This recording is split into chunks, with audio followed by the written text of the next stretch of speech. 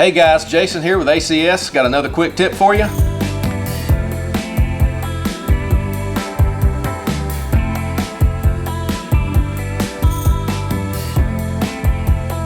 So most of you have an outdoor unit. Looks a lot like that. This is our training unit that we use for training here at our shop. Your outdoor unit, we want it to be as free and clear around it as possible. That means no bushes close to it.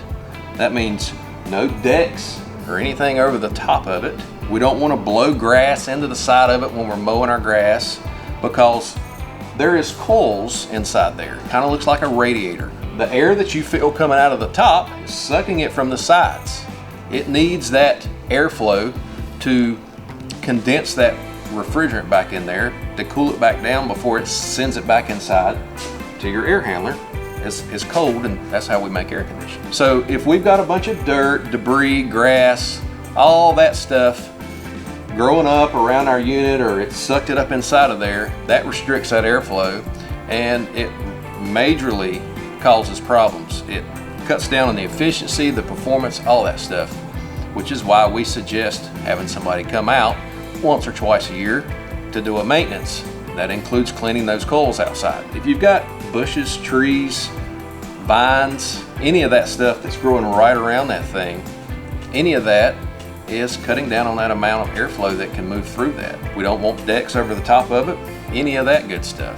We don't want that. That can cause issues. Anything that impedes that airflow, it causes problems. If you have an issue right now, and so you're trying to figure out why is my AC not working, and that's how you landed here, that's one of the things to check. What we don't want you to do is go get your screwdriver and take these screws out and go inside of the control panel. That's how people get electrocuted. Don't do that. Leave that for the professionals, okay? If you do decide to clean those coils out there yourself, just use a water hose, don't use a pressure washer. That is a big no-no. And turn the power off to it before you do that, so you don't get electrocuted, you don't fry anything, right? If that is not what your problem is, we have other videos on our site here. Scroll down, look through those. We could save you some money. If you've already been through all of them and you can't figure out what it is, give us a call or a click. We'll be glad to come out and take a look at it.